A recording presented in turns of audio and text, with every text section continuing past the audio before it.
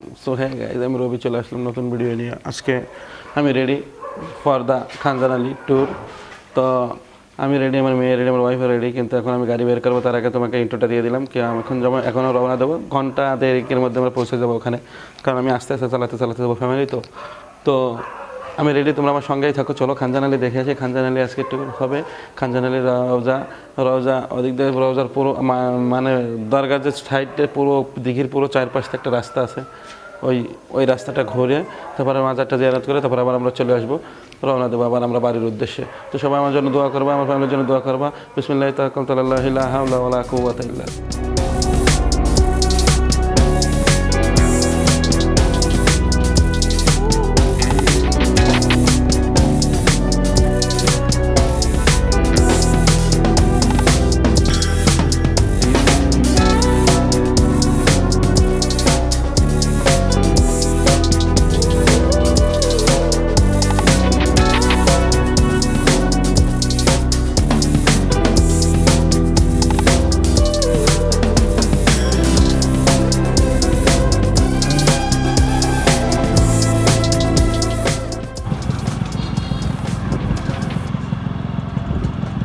So হ্যাঁ guys, চলে আসি, দেখো পিছনে খাজা খানজান আলীর মাজার শরীফ। আর আমি বলেছিলাম ওদের দরবারে আসছি সকালবেলা, আমি রওনা দিয়েছি, সকালে রওনা দেওয়ার পরে 1-1.5 ঘন্টা জার্নি করার পরে আমি চলে আসি ফাইনালি জায়গা মতো। এই যে দেখতেছি পিছনের দিকে বিশাল বড়। এখন আগে শাপলা ছিল, এখন একটু ক্লিয়ার আছে। এখন যেহেতু বর্ষাকাল আসলে তখন আবার একটু ভরে যায়, যে শ্যাওলা টেওলায় ভরে যায়।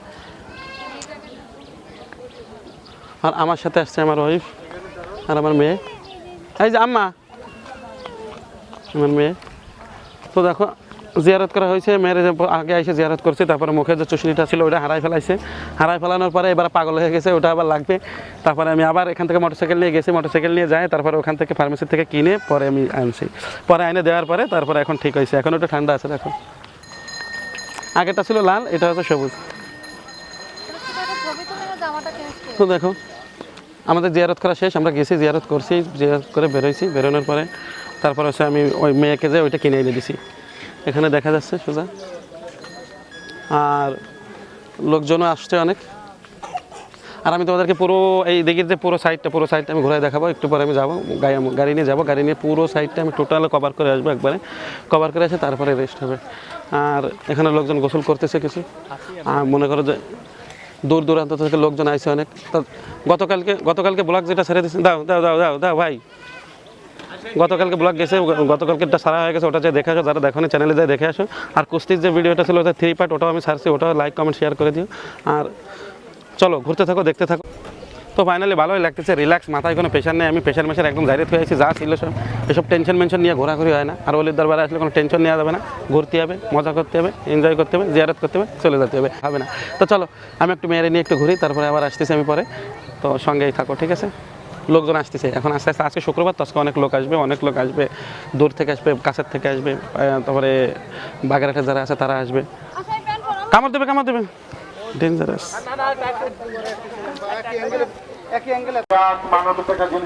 আসার পর থেকেই সেই ধরে কান্নাকাটি শুরু করে দিয়েছে। এই যে কি করতেছে, ডিস্টার্ব করতেছে খুব। দেখো দিঘিটা কিন্তু স্কোয়ার দিঘি, ঠিক আছে? স্কোয়ার পুরো 4 কোণা। আমি পুরো দিঘির সাইডটা, তোমার দিঘিটা অনেক বড়, দিঘির পাশটা আমি পুরো ঘুরাই দেখাবো। একটু পরে একটু রেস্ট নিয়ে তারপরে এখন একটু 5-10 মিনিট 20 মিনিট রেস্ট নিয়ে তারপরে আমি যাচ্ছি। তুই দেখতে পাচ্ছ, আমার মেয়ে খুব কান্নাকাটি করতেছে। আমার মেয়ে আমাকে খুব ডিস্টার্ব করতেছে। মা একটু টাটা দিয়ে দাও। হ্যাঁ, আমার মা টাটা দিচ্ছে। আচ্ছা, এই কারণে একটা লাইক করে দিও, সাবস্ক্রাইব করে দিও। যারা নতুন দেখছো তারা সাবস্ক্রাইব করে দিও। আবার টাটা দাও, আবার টাটা দাও। আচ্ছা, হ্যাঁ, এই জন্য সাবস্ক্রাইব করে দিও গাইস। দেখো গাছে আম আছে, মাথার উপরে থোকা আম।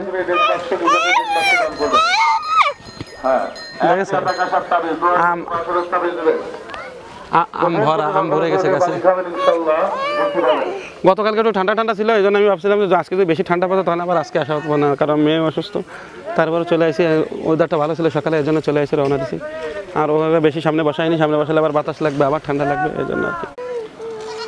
তো ফাইনালি এটার জন্য কান্নাকাটি করছে আমার মেয়ে, এটার জন্য। এটা এর আগে একটা ছিল, সেটা আমি আসার সময় রূপসা ব্রিজ পার হওয়ার পরে এটা পড়ে গেলে এখন এই জায়গায় এসে তাল বানা শুরু করেছে। তারপরে আমি আগে জিয়ারত করছি, জিয়ারত করার পরে তারপরে আবার আমি নিয়ে গেছি, নিয়ে এসে এটা আনছি। এটা আনার পরে একটু ঠান্ডা হয়েছে। নাকে ময়লা তো দেখো অনেকে আছে কিছু লোক ব্লগ করতেছে, ছবি তুলতেছে, বহুত লোক আছে এখানে কম বেশি।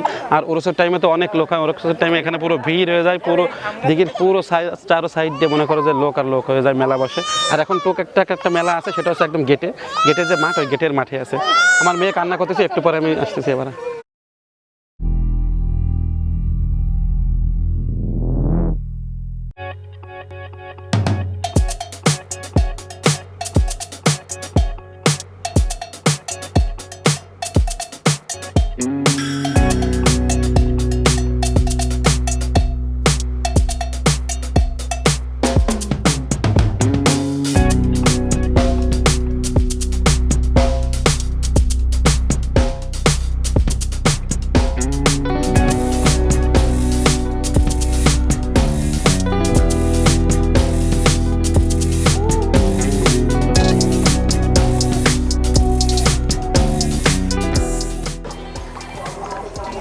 চার দোকানে বসে আছি, মায়ের শুধু ডিস্টার্ব করতেছে, মায়ের মনে হয় খিদে লাগছে, খাবার নিয়ে আসছি কিছু, ওই যে কত ওই যে সেরিলেক্স খাওয়ায়, এই জন্য ওখানে তো ওটা ব্যাগের ভিতরে রয়েছে। আপাতত দোকানে চার দোকানে আছে, ওখানে কেক খাওয়াচ্ছে, ওরা আমার পানি দিয়ে ভিজে খাওয়াচ্ছে। তো খাওয়াটা হলে আমি যাব, খাওয়াটা হলেই বেরোবো আমরা। এই যে মাদারের গেটের সামনে আর কি ঘাটের থেকে পূর্ব দিকে একটা ইটের রাস্তা চলে গেছে, পুরো ঘাট ঘুরে ইটের রাস্তাতে নামলে চার দোকান, আমরা চার দোকানে আছি।